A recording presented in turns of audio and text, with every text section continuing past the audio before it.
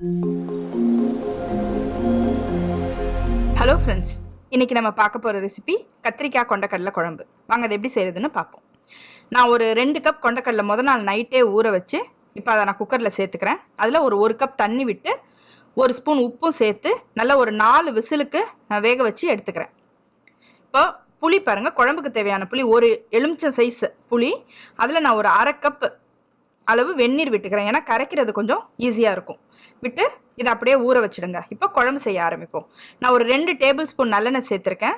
அதில் 1 ஸ்பூன் கடுகு, ஒரு 1/4 ஸ்பூன் வெந்தயம், ஒரு 15 கருவேப்பிலை இலை, ஒரு 10 பூண்டு பல், ஒரு 15 சின்ன வெங்காயம் போட்டு நல்லா வதக்கிக்கோங்க. இந்த மாதிரி குழம்புக்கு நீங்கள் பெரிய வெங்காயத்தோட சின்ன வெங்காயம் யூஸ் பண்ணிங்கன்னா டேஸ்ட் நல்லாயிருக்கும். இப்போ அதில் நான் 1.5 தக்காளி சேர்த்துக்கிறேன். நாட்டு தக்காளி ஒரு 1.5 தக்காளி சேர்த்துக்கிறேன். இன்னொரு 1/2 தக்காளி நான் மசாலா அரைக்கிறதுக்கு எடுத்து வச்சுருக்கேன். போட்டு நல்லா தக்காளி குழையிற அளவு நல்லா வதக்கிக்கோங்க. இதில் நான் ஒரு ஸ்பூன் உப்பு சேர்த்துக்கிறேன். ஏற்கனவே நம்ம கொண்டக்கடலை வேக வைக்க சேர்த்துருக்கோம். இதில் நான் ஒரு ஸ்பூன் உப்பு சேர்த்துக்கிறேன். பாருங்கள், தக்காளி நல்லா குழஞ்சிருச்சு.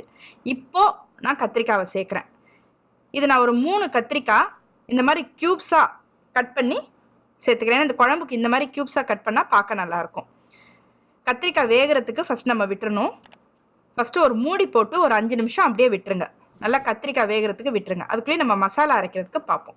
பாருங்கள், நான் ஒரு 1/2 வெங்காயம், பெரிய வெங்காயம், ஒரு மீதி 1/2 தக்காளி, அப்புறம் தேங்காய் பாருங்கள், இந்த மாதிரி இந்த சைஸு தேங்காய் எடுத்து அரைச்சி எடுத்து வச்சுக்கோங்க.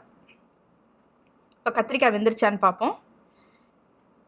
இன்னும் ஒரு 2 நிமிஷம் மூடி வச்சா வெந்துடும். பாருங்கள், அதுக்குள்ளேயும் புளி நான் ஒரு 1/2 கப்பு தண்ணி ஊற்றி வச்சுருந்தேன் இல்லையா, அந்த புளியை கரைச்சி எடுத்துக்கிறேன். இப்போ அரைச்ச தேங்காய் மசாலாவையும் அதில் நான் சேர்த்துக்கிறேன். அதோட கூட குழம்புக்கு தேவையான மிளகாய் ஒரு 2 ஸ்பூன் மிளகாய் தூள், 1 ஸ்பூன் மல்லித்தூள், ஒரு 1/2 ஸ்பூன் மஞ்சள் தூள் சேர்த்து நல்லா கரைச்சி எடுத்து வச்சுக்கிறேன். பாருங்கள், இந்த மாதிரி நல்லா கரைச்சிக்கோங்க.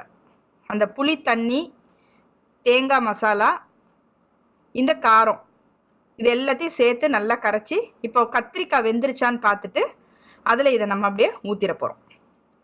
பாருங்கள், கத்திரிக்காய் வெந்துருச்சு. இதில் நம்ம ஊற்றுறோம். இப்போ அதை கழுவி அந்த தண்ணியும் கொஞ்சம் நான் ஊற்றிக்கிறேன். அதோட கூட ஒரு 1/4 கப்பு தண்ணி ஊற்றிக்கிறேன். இதுக்கு மேலே நான் இதில் தண்ணி ஊற்ற போகிறதில்ல, ஏன்னா நம்ம கொண்டக்கடலை வேக வச்சு வச்சுருக்கோம் இல்லையா, அதுலேயே கொஞ்சம் தண்ணி இருக்கும். பாருங்கள், வேக வச்ச கொண்டக்கடலையும் அதிலே போட்டுருங்க. பாருங்கள், நம்ம எல்லா இன்க்ரீடியண்ட்டையும் சேர்த்தாச்சு. இப்போ மூடி போட்டு ஒரு 10 நிமிஷம் நல்லா கொதிக்க விட்டுருங்க. பாருங்கள், 10 நிமிஷம் ஆச்சு. நல்லா கொதித்து குழம்பு பாருங்கள் ஓரளவு சுண்டி வந்திருக்கு. இப்போ அப்படியே மூடி போடாமல் ஒரு 5 நிமிஷம் அப்படியே விட்டுருங்க. பாருங்கள், நல்லா சுண்டி வந்திருக்கு. இப்போ கொத்தமல்லி தூவி இறக்க வேண்டியது தான். உங்களோட கத்திரிக்காய் கொண்டக்கடலை குழம்பு ரெடி.